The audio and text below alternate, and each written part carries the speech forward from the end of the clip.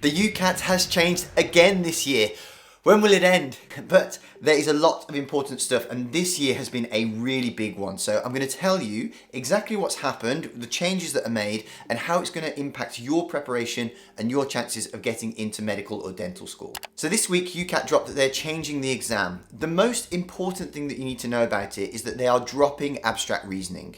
Now, abstract reasoning is the one with the shapes and all the patterns, and you're supposed to recognize it. Now, they've given two reasons for dropping this. The first is that they think as that part of the test doesn't really distinguish whether people go on to make good medical or dental students. So they're saying it's not a very predictive one. Now, probably the most significant thing, and the second reason they've given, is that they say that it is the most coachable. This is what I've been saying all along with the entire UCAT.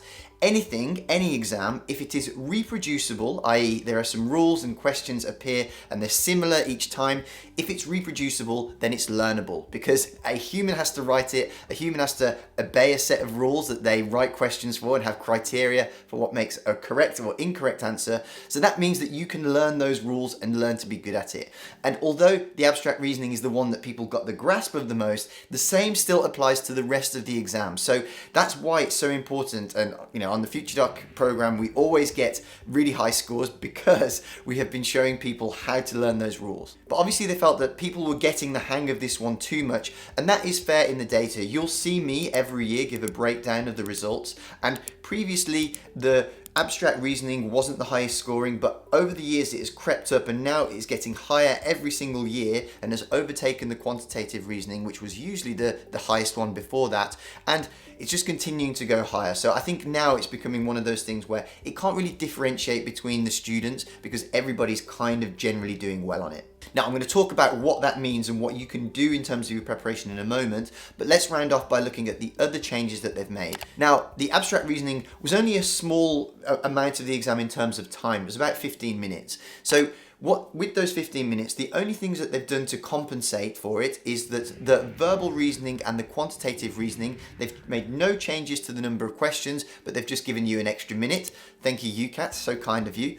Now, the other thing is that the decision making has gone up by 6 questions, but also has gone up by 6 minutes. So just some small changes really. The only real thing is that the decision making has gone up, like I say, by 6 minutes and 6 questions. The SJT remains completely the same. So again, like I say, if you only had a 15-minute reduction from removing the abstract reasoning and you've got those 8 extra minutes, it's still basically a 2-hour exam. Now, what does this mean for your prep?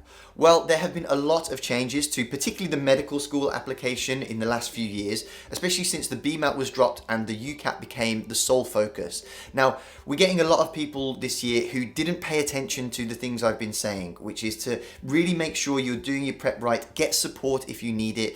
Don't leave it till the last minute, because so many people do that, realize how difficult it is when they get down to having to do it at speed and realize that the realities of the timings and how difficult they are. So get help early. That's the best thing I can suggest. And you can check out our Future Doc program because we always deliver really good results and get people into their first choice medical school. That's partly by helping with the UCAT. You'll have heard me say that it's not just about the UCAT. There are so many other important elements. So it's about getting all of it right. But what do I think this actually means? Well, like I say, remember, the whole thing is teachable. Even the verbal reasoning, which is usually the trickiest and the one people perform worst on, they're all teachable. So people are going to spread those efforts from learning the AR across those other things. So you might see a mild increase in each of those. However, it will be the same. The verbal reasoning will always remain the worst performing one unless they make a drastic change to how they ask the questions. The quantitative reasoning will now be the best one for most people on average.